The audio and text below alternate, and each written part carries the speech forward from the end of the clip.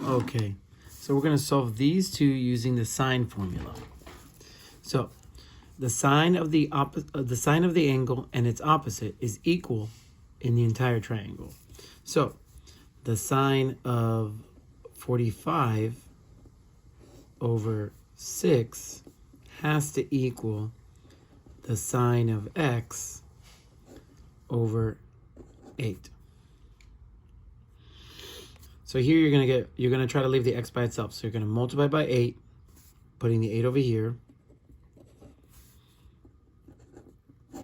And then you're moving the sine, just the word sine, to the other side. So now you're left with sine of -1, and then the end result of this. So we'll type that in here. We'll type that in here. Okay, so we have 8 times the sine of 45 divided by 6 is going to give us that.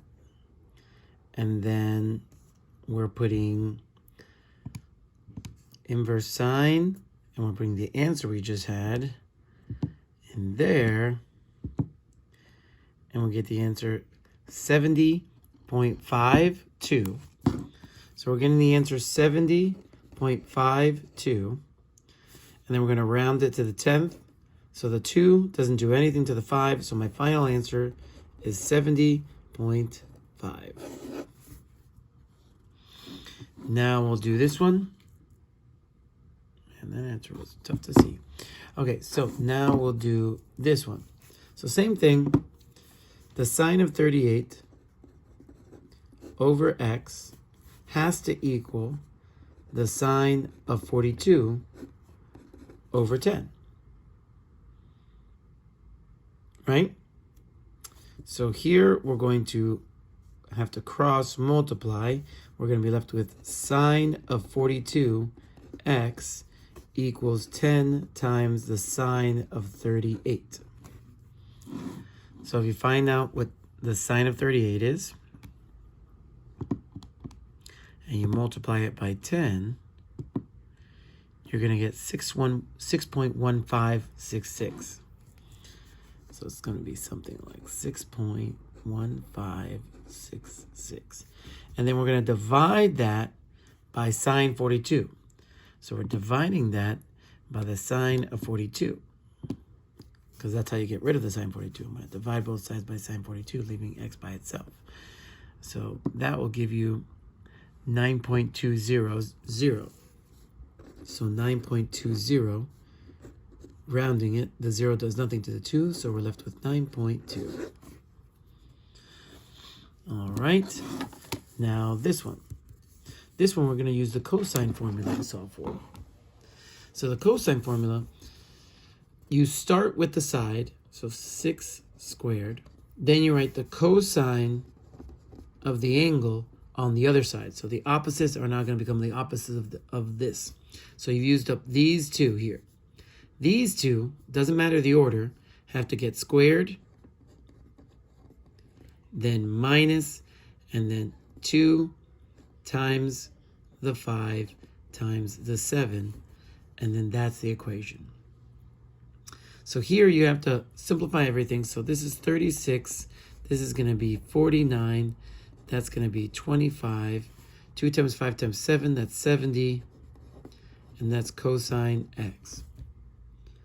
So now we're just going to get rid of everything one at a time. So I'm going to put this here, and we're just going to get rid of everything. So we start with 36, and we're going to subtract 49, because 49 is combining with here. So we're just going to subtract to get rid of it. So minus 49. Then we're going to subtract 25. Subtract 25. Now, a lot of people think you're supposed to add the 70, but you don't, because the negative 70 is actually multiplying with cosine x. So what we're going to have to do is divide by negative 70.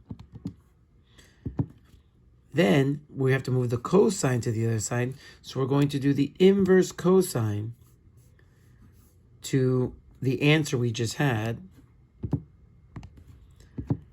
And we get 57.5 57.12. So 57.12 rounded to the 10th.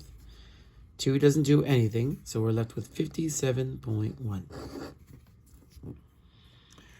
Now we can do this one. Same thing. So the side and the angle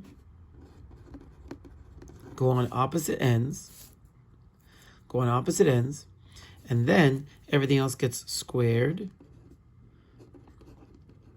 Then minus 2 times 4 times 6. So again, this side, I just have to literally type this into the calculator and it'll do it. So here we go. So I'll put it on this side this time. So here we go. That's going to be 4 squared plus 6 squared minus 2 times 4 times 6 times cosine of 30. Enter.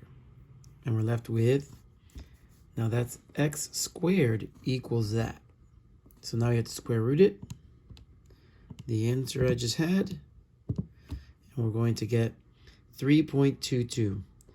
3.22. I'm going to round to the 10th. 2 doesn't do anything to that 2, so my final answer is 3.2. And we're done with that.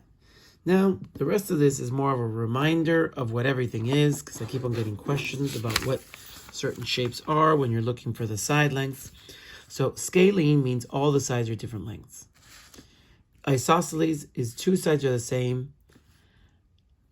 Equilateral means all the sides are the same. So none of the sides are the same, 2 sides are the same, all the sides are the same.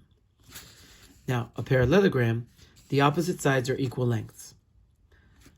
A rectangle, all the opposite sides are equal lengths, and the sides are perpendicular to each other.